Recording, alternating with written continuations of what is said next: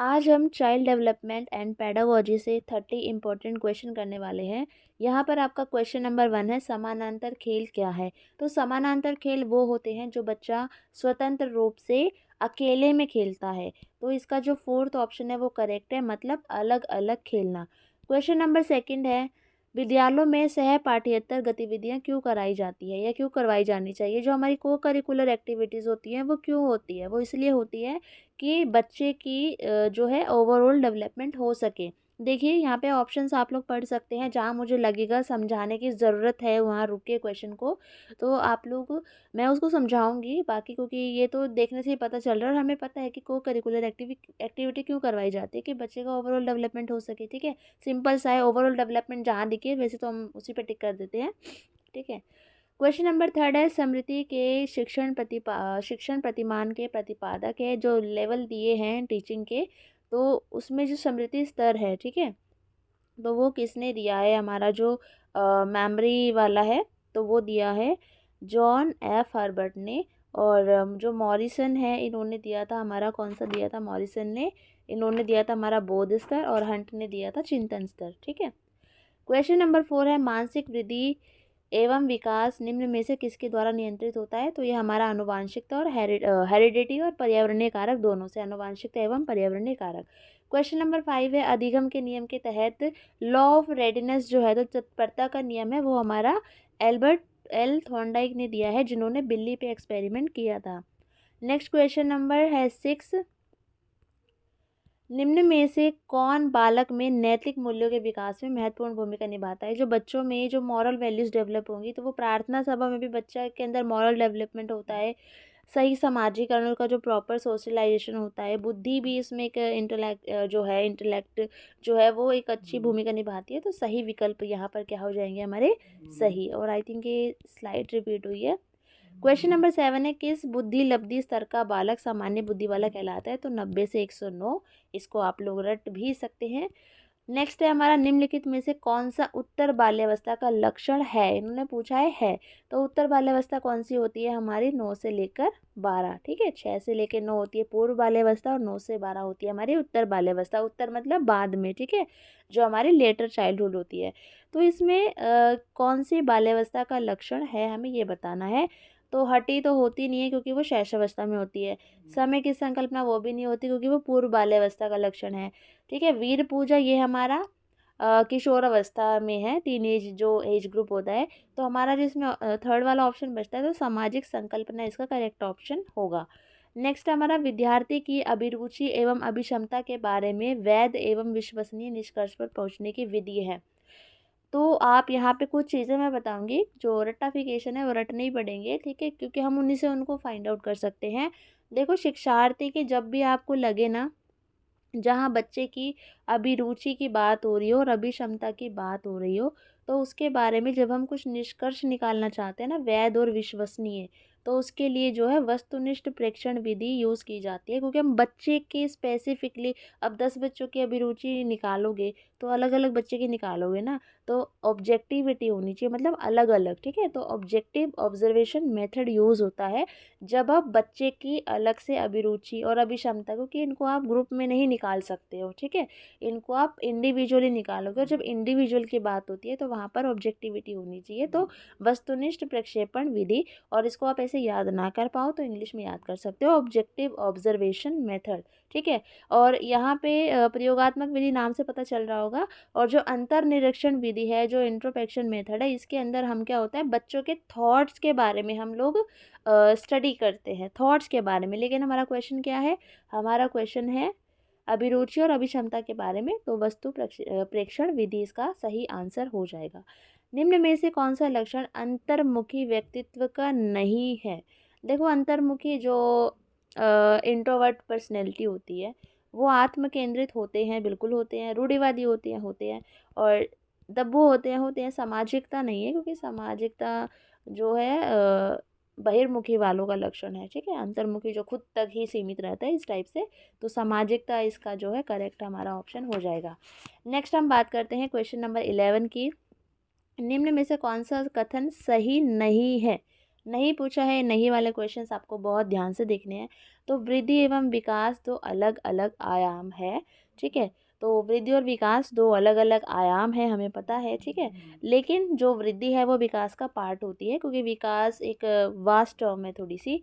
वृद्धि जीवन पर्यंत चलती है, ये वाला ऑप्शन हमारा गलत हो जाएगा। क्यों? क्योंकि जो वृद्धि है वो जीवन पर्यंत नहीं चलती है। आपकी हाइट ज़िंदगी भर थोड़ी बढ़ती है, आपके दांत बार बार टूट के नए थोड़ी उगाते हैं, है ना। और आपके मतलब जो हमारे बॉडी में जो स्ट्रक्चर है वो डेवलप होता है ना, मतलब उसकी जो ग्रोथ होती है वो एक टाइम के बाद रुक, हाइट आपकी एक टाइम के बाद रुक जाती है, ठीक है। और आपके अंदर जो बॉडी में जो चेंजेस होते हैं, ठीक है। अब ऐसा तो नहीं है कि आपकी लंबाई बढ़ रही है तो बढ़ती ही रहेगी, और आपके जो दांत है कुछ हैं, ठीक है, और बॉडी में कोई चेंजेस हैं, ठीक है, तो वो चीज़ ऐसी नहीं होगी कि वो होती ही रहेगी होती ही रहेगी, ठीक है। तो वो एक टाइम पे रुक जाती है, ठीक है। हमारे अंदर जैसे हम टीनेज होते हैं तो कुछ चेंजेस आते हैं हमारे अंदर, तो वो चेंजेस ऐसा तो नहीं है पूरी ज़िंदगी भर ही चलते रहेंगे, ठीक है। जैसे होता है कि लड़कों में होता है उनकी आवाज़ भारी हो जाती है जब बच्चा वो टीनेज में आता है। अब ऐसा थोड़ी अब ज़िंदगी भर ही उसकी आवाज़ बदलती रहेगी, भारी होती रहेगी या मीठी होती रहेगी, ठीक है। तो ये एक टाइम पीरियड के लिए होता है। तो वृद्धि जीवन पर्यंत नहीं चलती है। वृद्धि और विकास की प्रक्रिया का भाग है, मैंने बता दिया है। विकास सतत प्रक्रिया है। सतत मतलब जो हमेशा चलती है। विकास डेवलपमेंट हमारा ज़िंदगी भर चलता है, मरते मरते भी हमारा डेवलपमेंट हो रहा होता है, ठीक है। ऐसा हमें डाइट में बताया गया था। विकास, ठीक है। जो विकास है उसकी कोई हमारी वो नहीं होती है, हम हमेशा कुछ ना कुछ हमारे अंदर चेंजेस होते हैं, और इसको हम माप नहीं सकते हैं, ठीक है। हम कितना मैच्योर हुए, हमारा बिहेवियर कैसा है, हम इमोशंस को कैसे बैलेंस कर पा रहे हैं, तो ये सारी चीज़ें तो ऐसा तो है नहीं रुक जाएंगी एक टाइम पे, तो हमेशा चलती रहती हैं, है ना। तो ये इसका ऑप्शन जो हमारा है सेकंड गलत हो जाएगा। बालकों में व्यक्तिगत विभिन्नता में निम्न में से कौन सा कारक जिम्मेदार है? अगर बच्चों में इंडिविजुअल डिफरेंसेस हैं तो बुद्धि उसका जो है कारण होती है। नेक्स्ट हमारा क्वेश्चन नंबर 13 है यहाँ पे। सही कथन बताना है आपको, कौन सा कथन सही है। परिपक्वता में अभ्यास का महत्व होता है। परिपक्वन एक शारीरिक क्रिया है। परिपक्वता मृत्यु पर्यंत चलती है। उसके बाद परिपक्वता में केवल मात्रात्मक बदलाव सम्मिलित होते हैं। तो परिपक्वन जो है वो एक शारीरिक क्रिया है, कहीं ना कहीं वो हमारी बॉडी से ही रिलेट होती है, बायोलॉजिकल तरीके से आप इसको सोच सकते हैं। तो हमारा क्वेश्चन जो ऑप्शन 2 है वो करेक्ट हो जाएगा। क्वेश्चन नंबर 14 है, वह गत्यात्मक बल जो बालक के व्यवहार को ऊर्जा देता है और सीखने की क्रिया करता है वह है। तो the dynamic force the energizes behaviour and compels the child to act to learn is. तो इसका ऑप्शन हो जाएगा हमारा करेक्ट प्रबल प्रेरणा, जिसको इंग्लिश में हम ड्राइव बोलते हैं, ठीक है। तो बच्चा जब सीखता है तो उसके लिए कोई लक्ष्य होना चाहिए, ठीक है। और जो है प्रबल प्रेरणा मतलब नीड क्या है उसकी, ठीक है। और उसमें क्या क्या वो अवरोध आ रहे हैं, उसको क्या क्या प्रॉब्लम्स फेस करनी पड़ रही हैं, ठीक है। फॉर एग्ज़ाम्पल, जैसे मेरी ज़रूरत है कि मुझे भूख लगी है और मेरा लक्ष्य है कि मुझे रोटी खानी है, ठीक है। और अब अवरोध अवरोध जैसे मुझे बनानी नहीं आती या गैस ख़त्म हो गई है, तो ये सारे अवरोध हैं। और जिस तरीके से मैं उन सब चीज़ों को मैनेज करूँगी तो उसका मतलब लर्निंग हुई है, ठीक है। तो यहाँ पे यही है कि वह गत्यात्मक बल जो बालक के व्यवहार को ऊर्जा देता है और सीखने की क्रिया करता है, ठीक है। तो वो ड्राइव हो जाएगा। निम्न में से कौन सी शिक्षण व्यूह रचना संज्ञानात्मक, भावनात्मक एवं मनोविज्ञानात्मक पक्षों के तहत अधिगम उद्देश्यों को पूरा करती है? तो भूमिका निर्वहन इसका, क्योंकि इसमें सब कुछ आ जाएगा आपका, ठीक है। व्याख्यान को तो कभी टिक ही मत करना, ठीक है, और स्पेशली प्राइमरी लेवल के लिए। तो उसके बाद हमारा नेक्स्ट है, पुनर्बलन निम्नलिखित में से किस प्रक्रिया का भाग है? अधिगम का है, इसका तो रटे लो, ठीक है। हमारा जो रीइंफोर्समेंट है वो बेसिकली हमारा किस में चलता है? हमारा लर्निंग में। क्वेश्चन नंबर 17 है, जीन पियाजे के संज्ञानात्मक विकास की कितनी अवस्थाओं की व्याख्या की है? तो 4 है और ये सबको पता होगा, ठीक है। कौन कौन सी है? ओके, ये मुझे आप लोग कमेंट में बताएंगे कौन कौन सी है। ओके, नेक्स्ट क्वेश्चन हमारा क्वेश्चन नंबर 18 है, निम्न में से कौन सा कार्य सूचक क्रिया भावनात्मक पक्ष की नहीं है? नहीं पूछा है। स्वीकारना भावनात्मक पक्ष में है, आज्ञा पालन है, प्रभावित करना है, बट फर्क करना भावनात्मक पक्ष का जो है कार्य सूचक क्रिया का भावनात्मक पक्ष नहीं है। उसके बाद है, निम्नलिखित में से कौन सा कथन सही नहीं है? तो मेधा एवं सृजनात्मक एक दूसरे के पर्यायवाची हैं। तो यही गलत है, मतलब यही सही नहीं है, क्योंकि जो intelligence and creativity are a synonym, बिल्कुल भी नहीं। अगर मैं सृजनात्मक हूँ, मैं क्रिएटिव हूँ, इसका मतलब ये थोड़ी है कि मैं इंटेलिजेंट भी हूँ। ठीक है, दोनों सिमिलर नहीं है, दोनों अलग है। देखो जैसे कि यहाँ पे है, एक इंटेलिजेंट बच्चा सृजनात्मक हो सकता है, सृजनात्मक ना हो। ठीक है, जो एक बच्चा है इंटेलिजेंट बहुत है, लेकिन ज़रूरी थोड़ी है वो क्रिएटिव हो, ऐसा नहीं हो सकता। एक सृजनात्मक बालक ऊंचे दर्जे का मेधावी हो सकता है, हो सकता है एक क्रिएटिव बच्चा अच्छा इंटेलिजेंट भी हो, लेकिन नहीं भी हो सकता। ठीक है, तो काफ़ी सारी हमारी जो है कंडीशंस है, लेकिन हम दोनों को इक्वल नहीं मान सकते, वही हमारा गलत ऑप्शन हो जाएगा। क्वेश्चन नंबर 20 है, निम्न में से कौन से पर्यावरणीय कारक व्यक्तित्व को प्रभावित करते हैं? तो सारे ही प्रभावित करते हैं, तो हमारा डी ऑप्शन करेक्ट हो जाएगा। ज्ञानी ने अपनी पुस्तक द कंडीशन ऑफ लर्निंग में कितने सीखने के प्रकार बताए हैं? तो 8 प्रकार बताए हैं। और बुक का नाम याद कर लेना, ज्ञानी ने अपनी पुस्तक लिखी है द कंडीशंस ऑफ लर्निंग, तो इसका 8 आंसर सही हो जाएगा। उसके बाद हमारा क्वेश्चन नंबर 22 है, शिक्षा मनोविज्ञान की विषय वस्तु निम्न में से किन कारकों के ओत प्रोत घूमती है? जो हमारा एजुकेशनल साइकोलॉजी है, तो वो शिक्षण एवं अधिगम अनुभव, शिक्षण एवं अधिगम प्रक्रिया, अधिगम परिस्थितियाँ, तो सभी विकल्प हमारे क्या हो जाएंगे? सही। 23 है, निम्नलिखित में से कौन सा अनौपचारिक शिक्षा का स्रोत नहीं है? नहीं पूछा है, नहीं वाले क्वेश्चंस बहुत ध्यान से देखने हैं। अनौपचारिक शिक्षा कौन सी होती है? जो हम कहीं से भी ले सकते हैं। ठीक है, तो अब माता पिता द्वारा दी गई शिक्षा अनौपचारिक है, कहीं से भी ले रहे हैं, कोई इसके लिए आपको कहीं एडमिशन तो लेना नहीं पड़ा। पास पड़ोस से ले सकते हो, साथियों से ले सकते हो, लेकिन जब आप स्कूल क्लास में ले रहे हो ना, तो वो औपचारिक में आती है, वो फॉर्मल एजुकेशन होती है। तो फोर्थ आप ऑप्शन जो है आपका सही हो जाएगा। नेक्स्ट हमारा क्वेश्चन है क्वेश्चन नंबर 24, निम्नलिखित में से कौन सा आंतरिक अभिप्रेरणा का उदाहरण है कि आप इंटरनली मोटिवेट हो? विद्यालय फुटबॉल टीम में चयन होना, स्वयं के लिए समस्या का समाधान करना, जन्मदिन पर पोशाक मिलना, सभी विकल्प सही है। तो सभी विकल्प तो सही नहीं है। अगर फुटबॉल टीम में आपका चयन हुआ है, तो आप एक्सटर्नली मोटिवेट हो, क्योंकि किसी और के द्वारा किया गया है आपको चयन। ठीक है, जन्मदिन पर आपको पोशाक मिली है, आपने थोड़ी ली है, मिली है ना आपको, तो आप इंटरनली मोटिवेट कैसे होगे? किसी ने आपको मोटिवेट किया है। तो स्वयं के लिए समस्या का समाधान करना, तो 2 वाला इसका सही हो जाएगा। क्वेश्चन नंबर 25 है, निम्न में से कौन सी विधि प्राथमिक स्तर पर शिक्षण के लिए उपयुक्त नहीं है? नहीं पूछा है भाई, व्याख्यान मैंने पहले ही बताया था, काट देना इसको। शिक्षा मनोविज्ञान अधिक बल देता है छात्र केंद्रित शिक्षा पर, तो इसको रट लो बिल्कुल। उसके बाद हमारा है, कक्षा में शिक्षण सहायक सामग्री का उपयोग किया जाता है, क्यों किया जाता है? विशिष्ट अधिगम परिस्थितियां निर्माण के लिए, कि हम एक ऐसा इन्वायरमेंट क्रिएट कर सके जिसमें बच्चा अच्छे से लर्न कर सके। नेक्स्ट क्वेश्चन, क्वेश्चन नंबर 28 है हमारा, निम्नलिखित में से कौन सा आयाम मानसिक विकास के तहत आता है? तो देखो यहाँ पे मानसिक विकास मतलब जो आपका मेंटली जो डेवलपमेंट आप कह सकते हो। देखो यहाँ पे अनुराग है, वो हमारा हार्ट बाय हार्ट होगा, अफेक्शन जो है हमारा। ईमानदारी बाय हार्ट होगी, जो हमारी ऑनेस्टी है। आकार है वो हमारा विजुअल होगा, ठीक है, आंखों के द्वारा हम देखेंगे। तो भाषा इसका करेक्ट ऑप्शन हो जाएगा। वह अवस्था जब बालक अपने अभिभावकों के साथ कम आनंदित होता है, संबंधित है। तो आप किसी के साथ बैठेंगे उठेंगे बातचीत कर रहे हैं और आप खुश नहीं हैं, तो वो कैसा विकास होगा? ऑब्वियसली सामाजिक विकास होगा। ठीक है, भाषा तो होगा नहीं, क्योंकि आप भाषा तो सीख नहीं रहे हो ना।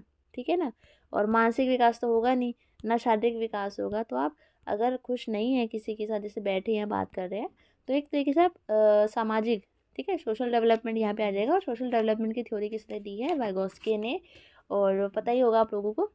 क्वेश्चन नंबर 30 है, निम्न में से किसे व्यक्तित्व की नैतिकता वाली भुजा कहेंगे? तो नैतिकता वाली भुजा आप लोग रट लो, सुपर परा, जिसको हम सुपर ईगो बोलते हैं। ये हमारी बेसिकली नैतिकता से, जो मोरालिटी है, मॉरल आर्म है, उससे कनेक्ट होती है। और जो ये इड ईगो और ये सुपर ईगो की जो थ्योरी दी है, ये दी है सिगमंड फ्रायड ने। और पता होगा आपको, जिनको नहीं पता मैं बता देती हूँ, सिगमंड फ्रायड जी द्वारा दी गई ये थ्योरी है। और होप ये 30 क्वेश्चंस आपके लिए हेल्पफुल रहे। कहीं कोई डाउट रहा हो या कहीं कुछ मैंने गलत बताया हो, तो आप लोग मुझे कमेंट कर सकते हैं। कहीं को सजेशन देना हो तो आप लोग मुझे वो भी बता सकते हैं। So thank you so much. Good morning everyone, welcome back to my channel. और आज मैं आपके साथ शेयर करने वाली हूँ उत्तराखंड ओपन यूनिवर्सिटी का स्पेशल बीएड का एंट्रेंस पेपर। ये एंट्रेंस एग्ज़ाम 2023 में हुआ था और आप लोग इसको देख सकते हैं। आंसर की मैंने साथ साथ इसको टिक किया है। जो लोग इंग्लिश में कंफर्टेबल है वो इंग्लिश का पढ़ सकते हैं। और मैं इसको धीरे धीरे स्क्रॉल करूँगी तो आप पेपर का जो है एग्ज़ाम का पैटर्न देख सकते हैं। इसके अलावा जो है एग्ज़ाम का लेवल भी आप चेक कर सकते हैं कि किस लेवल तक का एग्ज़ाम आता है, ताकि 2024 में जब एंट्रेंस होगा, फॉर्म आउट होंगे, तो आप उस लेवल की तैयारी कर सकें। और यहाँ मैं बता दूँ कि काफ़ी कैंडिडेट पूछ रहे हैं कि मैम उत्तराखंड ओपन यूनिवर्सिटी के स्पेशल बीएड के फॉर्म कब तक आएंगे। तो देखो अभी थोड़ा सा इशू चल रहा है वो 4 साल वाली स्पेशल बीएड का, तो अभी पता नहीं है कि क्या होगा क्या नहीं। बाकी मैं बता दूं कि इसके जो फॉर्म हैं वो अगस्त में आते हैं, क्योंकि काफ़ी लोग कमेंट कर रहे हैं कि मैम कब तक फॉर्म आएंगे। तो इसके जो फॉर्म हैं वो आते हैं हमारे अगस्त में, तो इसलिए। बाकी अभी हाल फिलहाल जो स्पेशल बीएड के फॉर्म आएंगे वो आएंगे अभी राष्ट्रीय टंडन ओपन यूनिवर्सिटी के। बाकी अभी तो कोई आए नहीं है, और जो आए थे वो मैंने अपडेट कर दिए हैं। तो प्लीज़ चैनल पे नए हैं तो सब्सक्राइब कर लेना। और वीडियो अच्छी लगी हो और क्वेश्चन का लेवल अच्छा लगा हो तो प्लीज़ लाइक कर देना and don't forget to share. तो ये सारे क्वेश्चंस आप देख सकते हो, ज़्यादा हार्ड पेपर नहीं था। और मेरिट अराउंड गई थी 75 के आसपास, क्योंकि एग्जैक्ट मेरिट नहीं बताई जाती, लिस्ट आती है तो सबके अलग अलग मार्क्स हैं। तो कुछ उत्तराखंड वालों के लिए भी सीट रिज़र्व्ड है, कितनी रिज़र्व्ड है ये नहीं पता है, बट है कुछ रिज़र्व्ड। बाकी जो SC ST हैं, OBC हैं, उनका अलग जाता है। बट अगर जनरली हम लोग देखें ओवरऑल तो 75 के एक आधा नंबर आगे पीछे करके देख सकते हो आप लोग, क्योंकि 75 मार्क्स में मेरी खुद की फ्रेंड का हुआ था जो कि दिल्ली में रहती है, इसलिए। तो ये 2023 का क्वेश्चन पेपर है, आप लोग इसको देख सकते हो। और किसी का कोई डाउट है इस यूनिवर्सिटी के रिगार्डिंग, किसी को कुछ पूछना है तो वो मुझे कमेंट कर सकते हैं, मैं डेफ़िनेटली आपको इसका आंसर दे दूँगी। किसी को कोई डाउट है तो पूछ सकते हैं।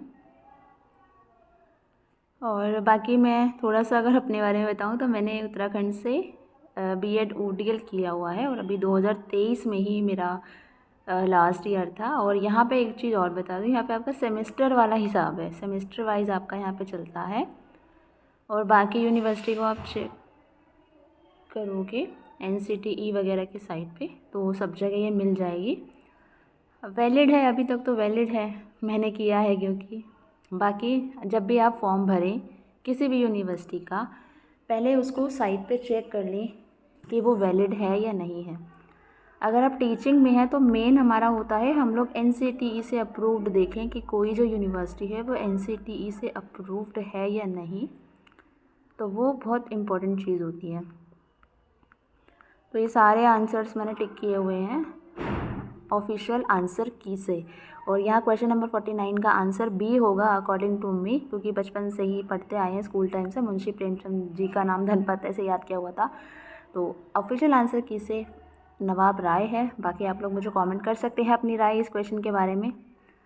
किसी क्वेश्चन का आंसर आपको गलत भी मिल सकता है, क्योंकि ये जो मैंने टिक किए हैं ये ऑफिशियल आंसर की से टिक किए हैं। पेडागॉजी में जो है इसमें कोई क्वेश्चन गलत नहीं है, क्योंकि ये तो सारे मैंने चेक किए थे। GK में मुझे एक क्वेश्चन मिला था, और रीजनिंग में शायद एक क्वेश्चन और होगा, मिल जाएगा आपको अब जब आप इसे सॉल्व करेंगे तो। बस यही है, बाकी आप लोग अगस्त तक का वेट कर सकते हैं तो ठीक है। अदरवाइज़ अभी राष्ट्रीय टंडन ओपन यूनिवर्सिटी जो कि UP में है वहाँ से फॉर्म आउट होंगे, तो वहाँ से भी आप लोग अपनी स्पेशल BEd कर सकते हैं। और इसके अलावा MP भोज के अभी 15 फरवरी लास्ट डेट है, तो वहाँ से भी फॉर्म आउट हो चुके हैं, तो अगर आप चाहें तो वहाँ से भी देख सकते हैं।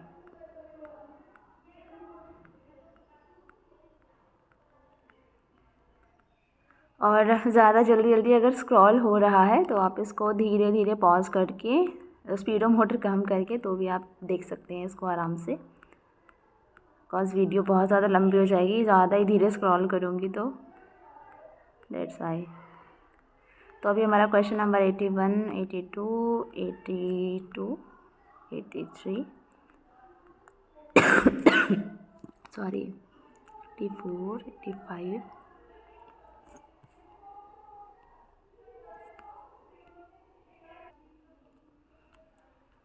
और उसके बाद ये आपके मैथ्स के क्वेश्चन है।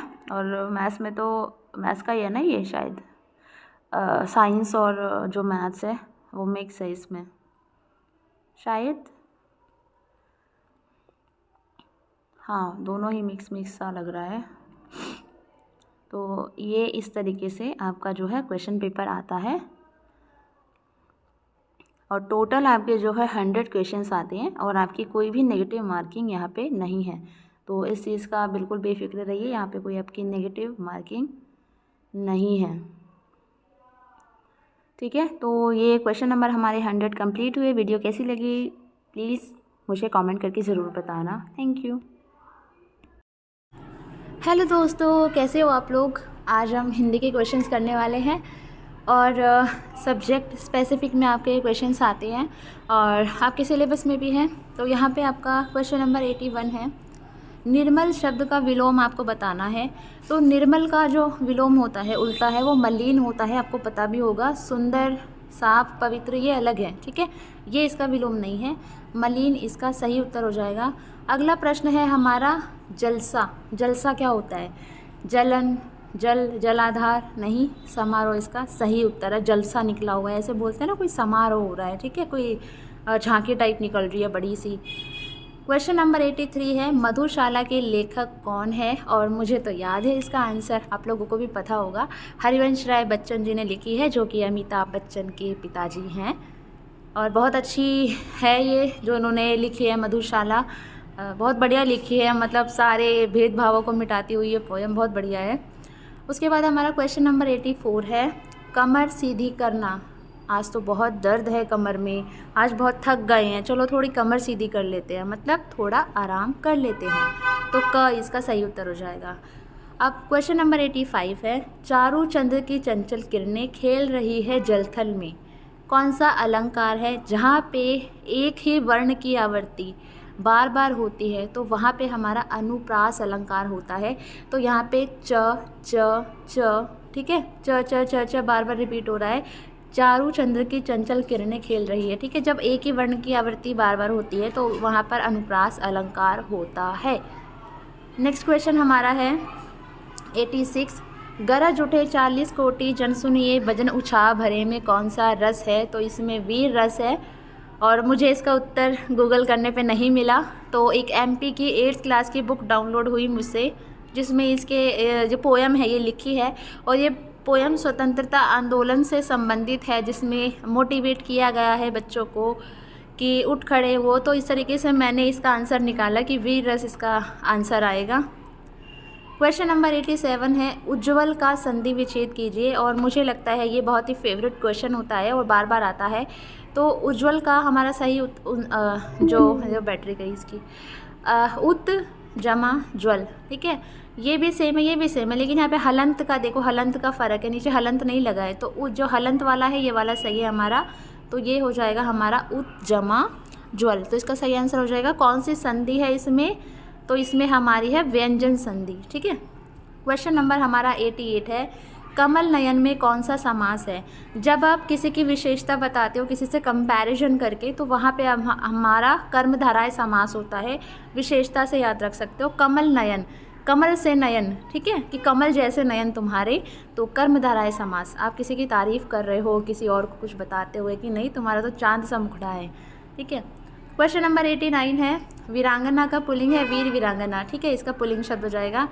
90 है सम्राट अशोक के शिलालेख सबको पता ही है, प्राकृतिक भाषा में मिले थे। श श स ह, ये ऊष्मीय व्यंजन है। अब आप कहोगे मैम यहाँ पे ऊष्मीय तो इस ऑप्शन में है ही नहीं, तो ऊष्मीय व्यंजन को संघर्षी व्यंजन भी बोला जाता है, ठीक है। तो इसका ये सही आंसर हो जाएगा। क्वेश्चन नंबर 92 है सावधानी शब्द में प्रयुक्त प्रत्यय कौन सा है? प्रत्यय जो पीछे लगते हैं शब्द के, प से प्रत्यय, प से पीछे, ऐसे याद कर सकते हो। तो यहाँ पे जो सावधान है, ठीक है, यहाँ पे जो सावधान लिखा हुआ है ये हमारा क्या है, मूल शब्द है, ठीक है। और जमा ई, तो ई हमारा यहाँ पे प्रत्यय हो गया। सही आंसर क्या हो जाएगा, सावधानी। संस्कृत के ऐसे शब्द जो हम एज इट इज़ यूज़ करते हैं हिंदी में, उनको हम तत्सम कहते हैं। और इसको जो मैंने अपने ट्रिक से याद किया हुआ है वो है तत्सम। सम मतलब समान, एक जैसा। तो यानी कि संस्कृत के वही वर्ड हम हिंदी में भी ऐसे यूज़ करते हैं, तो उनको हम तत्सम बोलते हैं। और जिनको चेंज करके यूज़ करते हैं उनको हम तद्भव बोलते हैं, ठीक है। क्वेश्चन नंबर 94 है, वृक्ष पर पक्षी बैठे हैं, इस वाक्य में पर कौन सा कारक है। तो सबको पता होगा, कर्ता नहीं है कर्म को कारण से, ये सब बचपन से पढ़ते आ रहे हैं।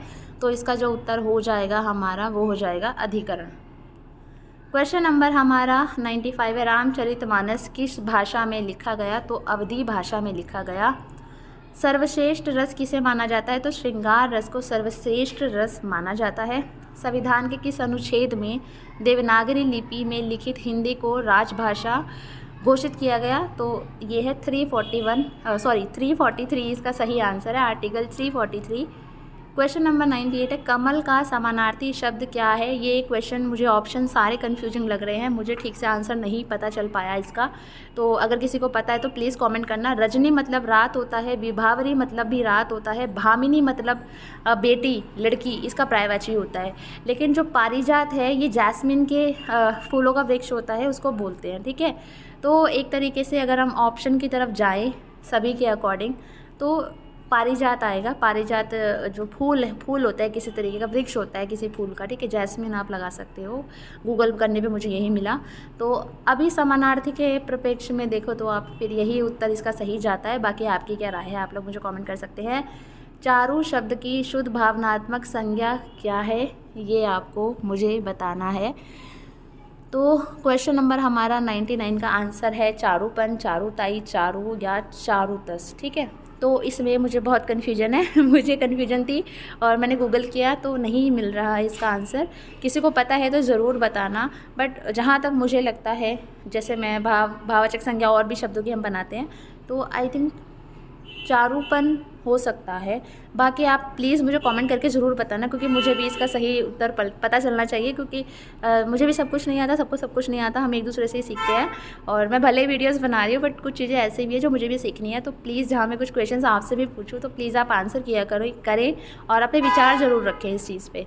अब हमारा लास्ट का आज का क्वेश्चन है, उच्चारित ध्वनि संकेतों की सहायता से भाव या विचार की अभिव्यक्ति क्या कहलाती है। तो आप अपने भाव विचार जो कैसे अभिव्यक्ति करते हो, कैसे आप उसको एक्सप्रेस करते हो, तो आप भाषा के माध्यम से करते हो। तो ये हमारे 20 क्वेश्चंस थे हिंदी के, और होप ये आपके लिए हेल्पफुल रहेंगे। सो थैंक यू। हेलो एवरीवन, इस पीडीएफ में हमारे जो टोटल नंबर ऑफ़ क्वेश्चंस है वो है हमारे 150, जिनमें से हम 15 क्वेश्चंस कर चुके हैं। और आज की वीडियो भले ही थोड़ी सी बड़ी हो सकती है, लेकिन आज की वीडियो में हम पूरे 150 क्वेश्चंस कंप्लीट करेंगे। और इन क्वेश्चंस की अगर आपको पीडीएफ चाहिए तो डिस्क्रिप्शन बॉक्स में मैं लिंक दे रही हूँ टेलीग्राम ग्रुप का, आप उस टेलीग्राम ग्रुप को ज्वाइन करेंगे और उस ग्रुप में आपको ये पीडीएफ मिल जाएगा। तो यहाँ पे हमारा क्वेश्चन इन्होंने पूछा है, मध्य प्रदेश की सीमा का अधिकांश भाग किस राज्य में मिला हुआ है। तो वो मिला हुआ है हमारा उत्तर प्रदेश में। क्वेश्चन नंबर यहाँ पे 17 है, मध्य प्रदेश का कुल क्षेत्रफल देश के क्षेत्रफल का कितना प्रतिशत है। तो 9.37। 18 है, देश की 5 राज्यों से मध्य प्रदेश की सीमा मिलती है, बताइए निम्न में से किस राज्य की सीमा मध्य प्रदेश को नहीं छूती है। नहीं इन्होंने बोला है, तो किससे नहीं छूती है। तो यहाँ पे देखो उत्तर प्रदेश, गुजरात, राजस्थान, लेकिन पश्चिम बंगाल से एमपी की जो सीमा है नहीं छूती है। क्वेश्चन नंबर यहाँ पे हमारा 19 है, मध्य प्रदेश में विद्युत उत्पादन प्रारंभ हुआ, कब से प्रारंभ हुआ था। 1905 से। क्वेश्चन नंबर 20 है, मध्य प्रदेश के लिए सर्वप्रथम विद्युत योजना निम्नलिखित में से किसने बनाई थी। तो किसने बनाई थी, यहाँ पे हेनरी हावर्ड ने। क्वेश्चन नंबर हमारा यहाँ पे 21 है, क्षेत्रफल की दृष्टि से मध्य प्रदेश का देश में कौन सा स्थान है। तो दूसरा, पहला राजस्थान है, सबको पता ही होगा। उसके बाद हमारा क्वेश्चन नंबर 22 है, विद्युत अनुसंधान केंद्र कहाँ पर है। तो ये आपको बताना है, तो ये हमारा है भोपाल में। अब उसके बाद हमारा क्वेश्चन नंबर 23 है, मध्य प्रदेश के में सर्वाधिक निर्भरता किस ऊर्जा साधन पर है? सबसे ज़्यादा ये लोग किस पे डिपेंडेंट है, कौन से उस पे सोर्स ऑफ एनर्जी पे? तो ताप विद्युत। ठीक है। उसके बाद हमारा क्वेश्चन नंबर 24 है, राजघाट वृहद विद्युत योजना किस नदी पर बनाई जा रही है? तो ये आपको बताना है। तो ये बनाई जा रही है बेतवा नदी पर। क्वेश्चन नंबर 25 है, निम्नलिखित में से किस स्थान पर जलवायु उत्पन्न नहीं की जा सकती? नेपाल नगर में जलवायु उत्पन्न नहीं की जा सकती। क्वेश्चन नंबर 26 है, भारत में सबसे अधिक विश्वविद्यालय किस प्रदेश में है? तो आपको ये बताना है। तो उत्तर प्रदेश में सबसे ज़्यादा यूनिवर्सिटीज़ हैं। ठीक है। नेक्स्ट क्वेश्चन है हमारा, रिपीट हो गया, एक सेकेंड।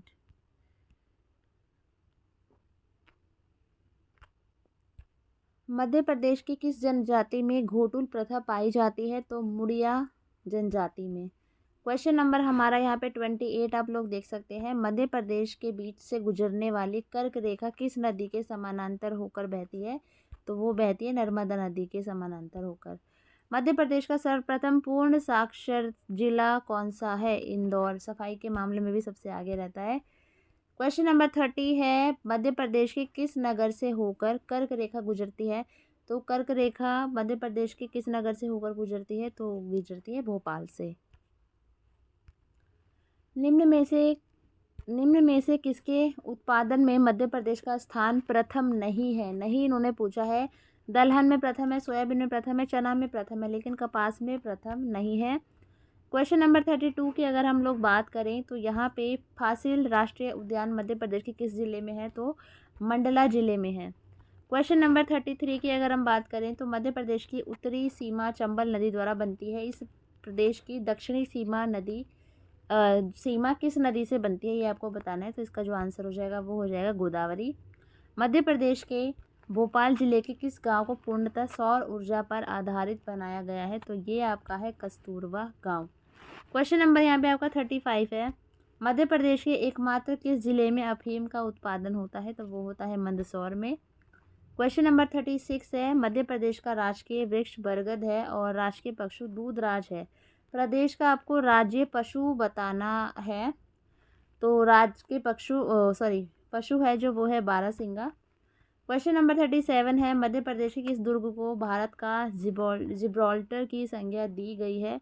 तो किसको दी गई है ये आपको बताना है। तो वो दी गई है ग्वालियर को। 38 है, मध्य प्रदेश में पंचायत राज व्यवस्था का कौन सा ढांचा अपनाया गया है? तो 3 स्तरीय। 39 है, मध्य प्रदेश उत्सव प्रति वर्ष नई दिल्ली में आयोजित किया जाता है। इसका आयोजन किस वर्ष से शुरू किया गया था? तो 1981 से इसको स्टार्ट किया गया था। क्वेश्चन नंबर 40 है, मध्य प्रदेश के किस नगर को मध्य भारत की मुंबई की संज्ञा प्रदान की जाती है? तो ये आपको बताना है। तो इसका जो सही उत्तर हो जाएगा वो हो जाएगा इंदौर। आगे है हमारा, मध्य प्रदेश में बालाघाट का मलाज खंड का क्षेत्र किस खनिज का उत्पादन करता है? ये आपको बताना है। तो मैग्नीज इसका सही आंसर है। क्वेश्चन नंबर 42 है, मध्य प्रदेश के किस स्थान में जैन धर्मावलंबियों का तीर्थ 52 गजा स्थित है? ये आपको बताना है। तो बड़वानी इसका सही आंसर हो जाएगा। क्वेश्चन नंबर 43 है, मध्य प्रदेश की कौन सी जनजाति अपने आप को राजपूत मानती है? तो कौन सी जनजाति है? तो वो है कोरकू जनजाति। क्वेश्चन नंबर 44 है, मध्य प्रदेश के किस स्थान में प्रदेश का प्रथम पर्यटन नगर बनाया गया? तो कौन सा था? शिवपुरी। 45 क्वेश्चन है, मध्य प्रदेश के सर्वाधिक क्षेत्र में कौन सी फसल बोई जाती है? तो सबसे ज़्यादा कौन सी फसल बोई जाती है? धान। ठीक है। Hello everyone, welcome back to my channel and this is Jyoti here. और आज की वीडियो में हम लोग टीचिंग लर्निंग से रिलेटेड हम लोग 25 क्वेश्चन करने वाले हैं। और ये बीएड में अक्सर पूछे जाते हैं ये क्वेश्चंस। और यहाँ पे जो क्वेश्चंस होने वाले हैं ये इंग्लिश में हैं, मैं इनको हिंदी में समझाऊंगी। ठीक है, तो प्लीज़ वीडियो को पूरा देखना। और हिंदी में मैं कोशिश करूँगी कि आपको अच्छे से समझा पाऊँ, क्योंकि काफ़ी कमेंट आते हैं कि मैम ये हिंदी में करवाइए, और हिंदी वाले बोलते हैं इंग्लिश में करवाइए। तो मैं इसको समझा दूँगी। ठीक है, और वैसे समझ आ जाएगा, इतना कोई मतलब ज़्यादा इतनी टफ़ जो है इंग्लिश नहीं होती है। तो यहाँ पे आपका क्वेश्चन नंबर 1 है, द फुल फॉर्म ऑफ सूपा। ठीक है, आप पढ़ते भी आए होंगे अपने स्कूल में, आपने पढ़ा होगा तो इसकी फुल फॉर्म होती है socially useful and productive work. और ये क्वेश्चन पूछा जाने वाला है, और जैसे कि मैं हर वीडियो में बताती हूँ कि previous year questions full forms आपसे पूछी जाती है, 2 से 3 फुल फॉर्म्स आती है आपके एंट्रेंस में, तो प्लीज़ फुल फॉर्म्स को आप अच्छे से रिवाइज़ करके जाइएगा। क्वेश्चन नंबर 2 है हमारा, an activity by which the entire school population can be brought together to share important information and bring in a sense of community is। तो ऐसी मतलब कौन सी एक्टिविटी है जहां आप अपने स्कूल के सभी बच्चों को लाकर एक साथ एक ऐसा प्लेटफॉर्म दे सकते हो जहां वो एक दूसरे से अपनी इन्फॉर्मेशन शेयर कर सकते हैं। तो स्कूल जो स्टाफ मीटिंग तो हो नहीं सकती, स्कूल प्लानिंग भी नहीं हो सकती, एग्जामिनेशन भी नहीं हो सकता, तो स्कूल असेंबली इसका सही आंसर हो जाएगा, क्योंकि स्कूल असेंबली में ही बच्चा जो है एक जगह गैदरिंग होती है इनकी, एक जगह इकट्ठे होते हैं सभी, पूरा स्कूल इकट्ठा होता है और वहीं पर वो आपस में अपनी जो बातें हैं, ठीक है, शेयर करते हैं। क्वेश्चन नंबर 3 है, in the school time table art and craft activities should be capped in middle period. Question number 4 है, थर्ड में है जो आर्ट एंड क्राफ्ट की जो एक्टिविटी होती है तो वो स्कूल के टाइम टेबल में कब रखी जानी चाहिए, तो वो मिडल पीरियड में रखी जानी चाहिए। क्वेश्चन नंबर 4 है, if a teacher finds that there is a problematic child in a class the teacher should, अगर आपको ऐसा बच्चा मिलता है अपनी क्लास में जो बहुत ही प्रॉब्लम क्रिएट कर रहा है, तो एज अ टीचर आप लोग क्या करेंगे? इग्नोर द चाइल्ड, बिल्कुल भी नहीं करना। आप बच्चे को इग्नोर कर दोगे कि मतलब प्रॉब्लम कर रहा है तो करता रहे, ऐसा नहीं करोगे। Change the class of the child, अब ऐसा तो है नहीं बच्चे की क्लास उठा के दूसरी क्लास में पटक दोगे, ये भी नहीं करोगे। पनिश द चाइल्ड, पनिश तो आप दे ही नहीं सकते, ठीक है, तो पनिश तो बिल्कुल कर ही नहीं सकते। तो get the counselling of the child done, तो आप बच्चे की काउंसलिंग करेंगे कि क्या प्रॉब्लम है, वो क्यों इतनी प्रॉब्लम क्रिएट कर रहा है, ठीक है। आगे है हमारा रूब्रिक्स इज़, तो रूब्रिक्स क्या है, तो अब ये है हमारा scoring guide to evaluate quality of student. तो रूब्रिक्स हमारे कुछ उपकरण होते हैं जो बच्चे को इवैल्यूएट करने में, उनका आकलन करने में एक सही हमें मार्गदर्शन देते हैं, ठीक है। अंक तालिका एक तरीके से आप इसे बोल सकते हैं, और ये छात्रों के आकलन मूल्यांकन के लिए यूज़ किए जाते हैं। तो रूब्रिक्स ये होते हैं। अब हमारा क्वेश्चन नंबर यहाँ पे 6 है, पेडागोजी इज़ कंसर्न विद, जो पेडागोजी है वो किससे कंसर्न है, वो है हमारा टीचिंग मेथड से रिलेटेड है। काउंसलिंग नहीं है, एवैल्यूएशन स्ट्रेटजी नहीं है, सिलेबस नहीं है, हमारा टीचिंग मेथड से रिलेटेड होती है हमारी पेडागोजी। क्वेश्चन नंबर 7 है, the role of teacher has to be, teacher का रोल कैसा होना चाहिए? अथॉरिटेटिव, डिक्टोरियल, लेजिस्फेयर या फिर फैसिलिटेटिव। तो इसमें पहला तो होगा नहीं, अधिकारवादी तो बिल्कुल भी होना चाहिए, अपने अधिकार जमा रहे, डिक्टेटोरियल तो इसमें मतलब तानाशाही भी नहीं होनी चाहिए। लेजिस्फेयर मतलब ठीक है, चल रहा है मतलब आलसी टाइप जिसे हम कह सकते हैं, अपनी मर्जी से स्वेच्छा से कार्य हो रहा है, तो वो भी नहीं होना चाहिए। तो फैसिलिटेटिव मतलब मार्गदर्शक, ठीक है, तो आप बच्चे के एक मार्गदर्शक है, आप उसे निर्देश नहीं देंगे, आप उसे फैसिलिटेट कर सकते हैं और दिशा दिखा सकते हैं उसको सही, ठीक है, लेकिन आप उस पर रौब नहीं झाड़ सकते हो। तो इसका जो ऑप्शन हो जाएगा वो हम उसको फैसिलिटेट कर सकते हैं, और NEP 2005 में ये बात कही भी गई है, तो इसका D ऑप्शन सही हो जाएगा। क्वेश्चन नंबर अगर हम 8 की बात करें, a suitable method of teaching primary children is, आप छोटे बच्चों को जब आप पढ़ाते हो तो कौन सा मेथड सबसे बढ़िया होता है? Lecture method, imitation, trial and error या प्लेवे मेथड। तो ट्रायल एंड एरर जो है बेसिकली हमारा मैथ्स में यूज़ होता है, लेक्चर मेथड हमारा बड़ी क्लासेस में यूज़ होता है, छोटी क्लास में इसका कोई काम नहीं है। इमिटेशन, इमिटेट करता है बच्चा, अनुकरण करता है, तो ये तो नहीं आएगा। तो प्लेवे मेथड हमारा करेक्ट आंसर हो जाएगा। प्राइमरी में बेसिकली जो बच्चा सीखता है वो सीखता है हमारा प्लेवे मेथड से। क्वेश्चन नंबर 9 की बात करें, NEP 2020 में सबको पता ही है कौन सा कॉन्सेप्ट है जो स्ट्रक्चर एजुकेशन का, वो है 5+3+3+4, ठीक है। क्वेश्चन नंबर 10 है, which one of the following has been specified in the NEP 2020। NEP 2020 में क्या बोला गया है? जो मल्टी लिंग्विज्म है both as a policy resource and strategy, जो मल्टी लिंग्विज्म बहुभाषिक भाषावाद को प्रमोट किया गया है, तो A ऑप्शन सही हो जाएगा। यहाँ पे है education in English medium in primary class, बिल्कुल गलत है। प्राइमरी में तो वैसे इन्होंने बोला है कि हमारी मातृभाषा में एजुकेशन देनी है। दूसरा है promotion of studies of classical language during the early years, शुरुआती सालों में बच्चों के लिए प्रमोट किया गया है क्लासिकल लैंग्वेज सीखे, गलत है। Compulsory study of many language, compulsory कुछ भी नहीं किया गया है कि बहुत सारी भाषाएं आपको पढ़नी है स्कूल में, तो A ऑप्शन सही हो जाएगा। 11वां है, what is the objective of Swayam by the government of India. जो स्वयं है, पहले तो इसकी फुल फॉर्म जान लो, और ये फुल फॉर्म पूछी जाती है तो प्लीज़ इस चीज़ का ध्यान रखना। स्वयं की फुल फॉर्म है study webs objective learning for youth aspiring inspiring minds, ठीक है।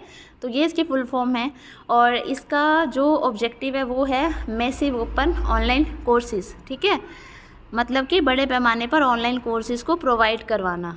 उसके बाद हमारा क्वेश्चन नंबर 12 की बात करें हम, दीक्षा बाय गवर्नमेंट ऑफ इंडिया। तो दीक्षा क्या है, तो दीक्षा की ट्रेनिंग हमारी चलती है स्कूल की। तो यहाँ पे portal for capacity development of teachers, यहाँ पे टीचर्स की डेवलपमेंट होती है हमारे लिए। जैसे मैं अभी दिल्ली गवर्नमेंट स्कूल में टीचर हूँ, तो हमारी ट्रेनिंग जो होती है, हमारे कुछ कोर्सेज होते हैं, वो हम लोग दीक्षा ऐप पर करते हैं। और यहाँ पर जो हमारा दीक्षा है उसकी फुल फॉर्म है digital infrastructure for knowledge sharing, ठीक है। तो ये तीसरी फुल फॉर्म आपसे मतलब पूछी तो नहीं गई है, बट आपको पता होना चाहिए, पूछी जा सकती है आपसे। क्वेश्चन नंबर 13 है, विच of the following is not a factor of motivation. तो मोटिवेशन का फैक्टर प्रेज है, रिवॉर्ड है, इंसेंटिव्स है, लेकिन प्रैक्टिस नहीं है। क्वेश्चन नंबर 14 है, विच of the following institution prepares the school curriculum. तो स्कूल का करिकुलम कौन बनाता है, एनसीईआरटी बनाता है। एनसीईआरटी की फुल फॉर्म है national council of education and research and training. CBSE की फुल फॉर्म यहाँ पर अगर हम बात करें तो central board of secondary education, और यूजीसी की university grant commission. Question number 15 है, you want to ensure participation of more students in class, which of the following methods of teaching would you adopt. आप चाहते हैं कि आपकी class के ज़्यादा से ज़्यादा बच्चे किसी एक्टिविटी में पार्टिसिपेट करें, तो आप कौन सा मेथड यूज़ करेंगे, demonstration, recitation, discussion, role play. तो रोल प्ले इसका सही आंसर हो जाएगा। क्वेश्चन नंबर 16 है, you want to develop cooperation and team spirit in students, which activity would you purpose.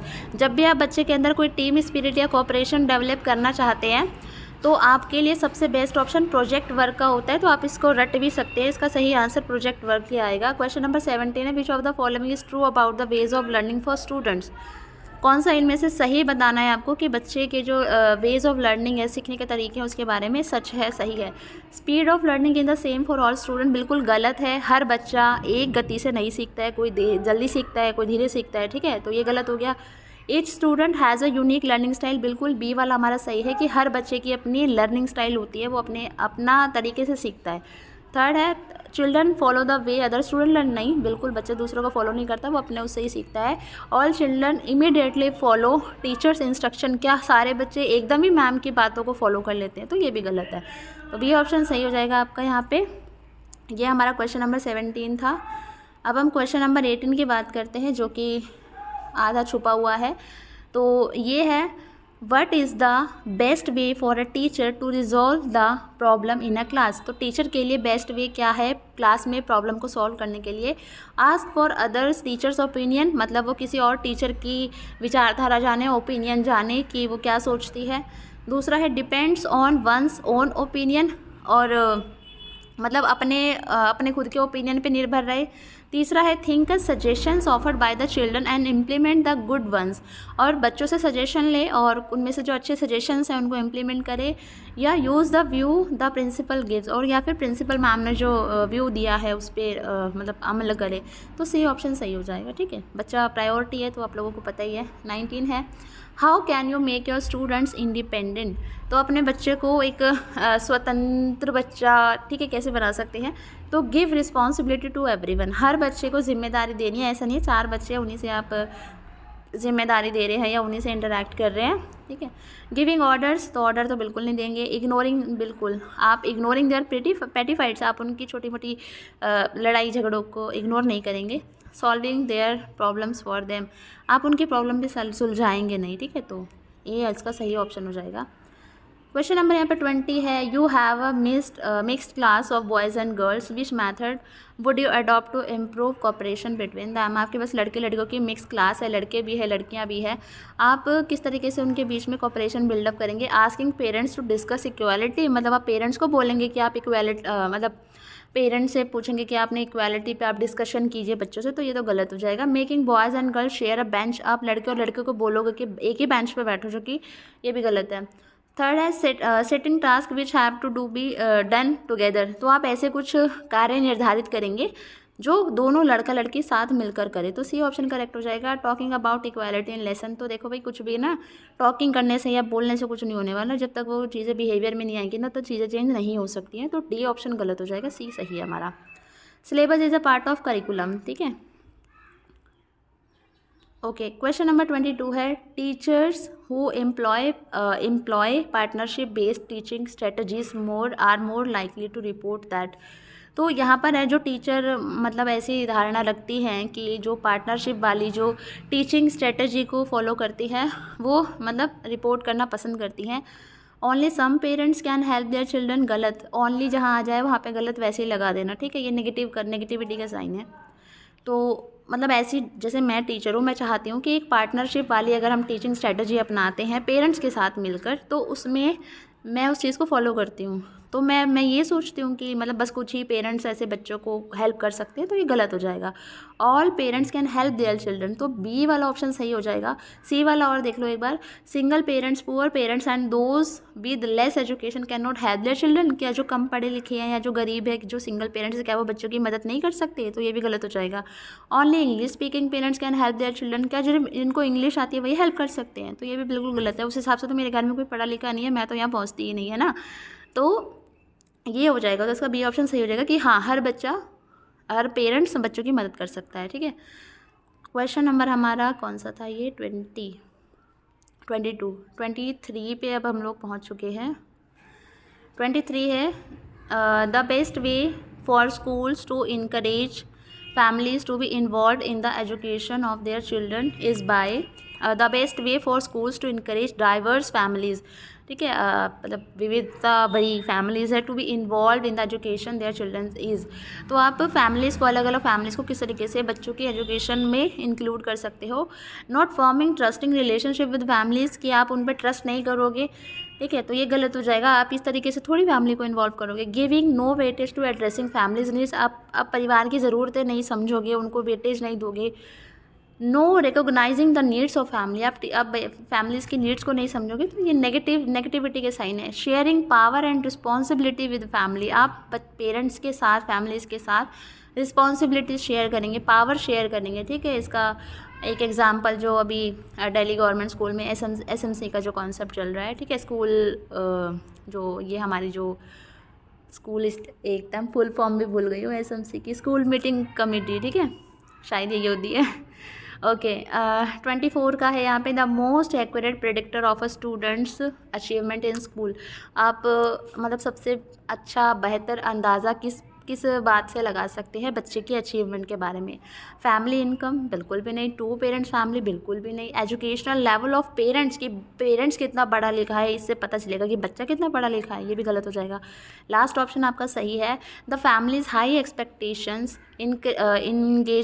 Encouragement of learning at home and involvement in the child's learning at school and be community, ठीक है, कि बच्चा किस तरीके से सोचता है, उसकी जो मतलब उसकी फैमिली में उसको किस तरीके से कोऑपरेट किया जा रहा है, और बच्चे के जो इन्वॉल्वमेंट है स्कूल की एक्टिविटीज़ में, कम्युनिटी में, वो कितनी है।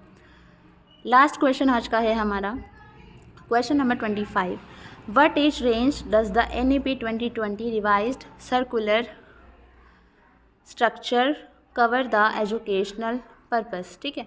तो यहाँ पर है कि NEP 2020 में revise circular structure cover the education, मतलब कौन सा इसमें जो ग्रुप है एज का जो NEP 2020 में जो ऑब्जेक्टिव्स इन्होंने बनाए हैं बच्चों के लिए उसको फुलफ़िल करता है, कवर अप करता है। तो इसका जो आंसर हो जाएगा वो हो जाएगा 3 से 18 वर्ष। तो आपका बी ऑप्शन सही हो जाएगा। और प्लीज़ मुझे कमेंट करके ज़रूर बताना आपको वीडियो कैसी लगी, और नीचे कमेंट सेक्शन में मैं एक क्वेश्चन आपके लिए छोड़ रही हूँ, उस क्वेश्चन का आप लोग आंसर सब देते जाइएगा। प्लीज़ उसका आंसर ज़रूर देना जितने भी लोग ये वीडियो देख रहे हैं। So thank you so much. Hello दोस्तों, कैसे हो आप लोग? और आपका मेरे चैनल में बहुत बहुत स्वागत है। और आज हम 20 SST के क्वेश्चन करने वाले हैं। और SST जैसे कि हमें पता है कि हमारा GK का एक सेक्शन है, तो उसमें आपके कुछ क्वेश्चंस आने वाले हैं। और यहाँ आप लोग बोलोगे मैम इंग्लिश में है, तो इतना ज़्यादा टफ नहीं है। आप इस वीडियो को देखोगे 20 क्वेश्चंस बहुत ईजी है, ईजिली अंडरस्टैंड हो जाएंगे इंग्लिश, क्योंकि बहुत लोगों के कमेंट आते हैं मैम हिंदी में कराओ, हिंदी में कराओ। तो जो चीज़ मुझे जिस तरीके से अवेलेबल है। मैं कोशिश कर रही हूँ कि आपको उसका जो भरपूर लाभ होता है वो मिले आपके एग्ज़ाम के लिए। तो इसलिए मैं इसको, क्योंकि इसमें इतना कुछ डिफ़िकल्ट नहीं है कि आपको कोई कॉम्पिटिटिव एग्ज़ाम नहीं है, सिर्फ एंट्रेंस एग्ज़ाम है। ओके, तो यहाँ पे आपका क्वेश्चन नंबर 81 अगर हम देखें तो यहाँ पे इन्होंने पूछा है कि TISCO was established in the year. जो टिस्को है वो कब बनाया गया था, उसको कब इस्टेब्लिश किया गया था? तो इसका आंसर है हमारा 1907, यानी बी ऑप्शन सही है। यहाँ पर टिस्को की फुल फॉर्म भी आपको पता होनी चाहिए, Tata iron and steel company. तो आप लोग शॉर्ट नोट्स बनाते चलिए, तो इसकी फुल फॉर्म आप लोग लिख सकते हैं, Tata iron and steel company. और प्रॉपर अगर मैं डेट की बात करूं तो 26 अगस्त 1907 को इसकी जो है स्थापना की गई थी। क्वेश्चन नंबर 82 की अगर हम बात करें, which of the following industry use limestone as a raw material. कौन सा उद्योग है जो चूना पत्थर को कच्चे माल के रूप में उपयोग करता है? तो इसका उत्तर हो जाएगा हमारा सीमेंट। क्वेश्चन नंबर 83 यहाँ पे आप लोग देख सकते हो, who was the founder of Bahujan Samaj Party. तो बहुजन समाज पार्टी के जो फाउंडर थे वो थे कांशीराम, जिन्होंने 14 अप्रैल 1984 को डॉक्टर बी.आर. अंबेडकर जी की जयंती पर इस पार्टी की स्थापना की थी और मायावती जी को इसका अध्यक्ष बनाया गया था। और मायावती जी पहले फॉर्मर टीचर रही हैं स्कूल में। क्वेश्चन नंबर 84 है, a device spinning jenny was invented by. तो एक डिवाइस है, एक मशीन है स्पाइनिंग जेनी, तो ये किसने इन्वेंट की है, किसके द्वारा आविष्कार किया गया था इसका? तो जेम्स हरगिव्स इसका सही आंसर है, यानी ए ऑप्शन करेक्ट है। और ये 1764 में बनाई गई थी, इन्वेंट की गई थी। और इस मशीन के द्वारा जो कटाई प्रक्रिया है, काटने की प्रक्रिया है, कटाई प्रक्रिया है, कटाई नॉट कटाई, ठीक है, जैसे सूत काटते हैं हम लोग, तो उसकी जो प्रक्रिया है उसको तेज कर दिया था। और इससे क्या हुआ था कि जो श्रम की मांग है उसमें कमी आई थी, ठीक है। देन क्वेश्चन नंबर 85 है, GDP is total value of. GDP किसका टोटल वैल्यू है, इनका जो मतलब मूल्य टोटल किस चीज का मूल्य है ये? तो all final goods and services, ठीक है, सभी अंतिम वस्तुओं और सेवाओं का जो मूल्य है तो वो हमारा क्या कहलाता है? जीडीपी कहलाता है, ठीक है। और अभी आप लोग मुझे कमेंट करेंगे जीडीपी की फुल फॉर्म। प्लीज यार कमेंट किया करो, मतलब थोड़ा सा तो मतलब एफर्ट आई हो कि आप लोगों को मतलब पता नहीं, मतलब मैं हर वीडियो में बोलती हूँ कि प्लीज यार कमेंट किया करो, थोड़ा अच्छा लगता है मुझे भी। हाँ, मतलब आप लोग इंटरेस्ट ले रहे हो और इस तरीके से। ठीक है, आपकी मर्जी है, मतलब जैसे आपको ठीक लगे। मैं बस रिक्वेस्ट करती हूँ कि आप लोग मुझे कमेंट कीजिए, क्योंकि मैं क्वेश्चंस भी बीच में छोड़ती हूँ, बीच बीच में कुछ कुछ क्वेश्चंस की आप लोग कमेंट करके उनका जवाब दीजिए, मुझे कोई जवाब ही नहीं देता है। चलो कोई नहीं, अगला क्वेश्चन पे चलते हैं। 86 forest act was enacted in the year. जो फॉरेस्ट एक्ट है वो कब आया था? तो क्वेश्चन नंबर यहाँ पे 86 का हमारा आंसर हो जाएगा 1865। क्वेश्चन नंबर 87 की अगर हम बात करें, यहाँ पे the youth league of Nazis was founded in the year. जो नाजीवाद थे, ठीक है, तो नाजी जो पार्टी थी तो उन्होंने अपनी एक यूथ लीग बनाई थी। तो यूथ लीग को उन्होंने किस साल में, किस ईयर में फाउंड किया था? तो 1922 में। अगर हम डेट की बात करें तो 8 मार्च 1922, और 8 मार्च को हमारा वुमेन्स डे भी मनाया जाता है, जो कि आने वाला है। क्वेश्चन नंबर 88 है, विच party gave the slogan save democracy. कौन सी पार्टी ने लोकतंत्र बचाओ का नारा दिया था? तो ये दिया था भारतीय जनता पार्टी ने 1977 में, जब हमारा ये इमरजेंसी वगैरह का हुआ था, तो इंदिरा गांधी जी के विपक्ष में इसको दिया गया था। क्वेश्चन नंबर 89 है, who founded Ramakrishna mission. Ramakrishna mission हमारा जो मिशन जो चलाया गया था, फाउंड किया गया था, फाउंडेड किया गया था, ये किया गया था स्वामी विवेकानंद जी द्वारा। क्वेश्चन नंबर यहाँ पे 90 है, the depositional features of glacier is. हिमनद की निक्षेपण की विशेषता क्या है? तो वो है हमारी मरीन, जिसे हम हिंदी में हिमोड़ बोलते हैं, ठीक है। क्वेश्चन नंबर 91 है, Kolkata is located on the river of famous river is Hooghly. Kolkata Hooghly नदी के किनारे बसा हुआ है, ठीक है। 92 है, the first cotton mill in India establish in the year. तो इन्होंने फर्स्ट पूछी हुई है, और जो फर्स्ट इस जो मिल हमारी जो कपास की जो पहली मिल स्थापित हुई थी वो हुई थी हमारी 1818 में कलकत्ता में, ठीक है। लेकिन यहाँ पे 1818 का कोई दूर दूर तक ऑप्शन नहीं है, या मिसप्रिंट हुआ होगा ये क्वेश्चन। तो उसके अकॉर्डिंग अगर हम ऑप्शन की तरफ जाए तो हम लोग सेकेंड वाला टिक कर सकते हैं। सेकेंड वाला क्यों? क्योंकि सेकेंड मिल जो स्थापित की गई थी भारत में, कॉटन मिल, वो 1854 में मुंबई में स्थापित की गई थी, और वो स्थापित की गई थी KGN डाबर द्वारा।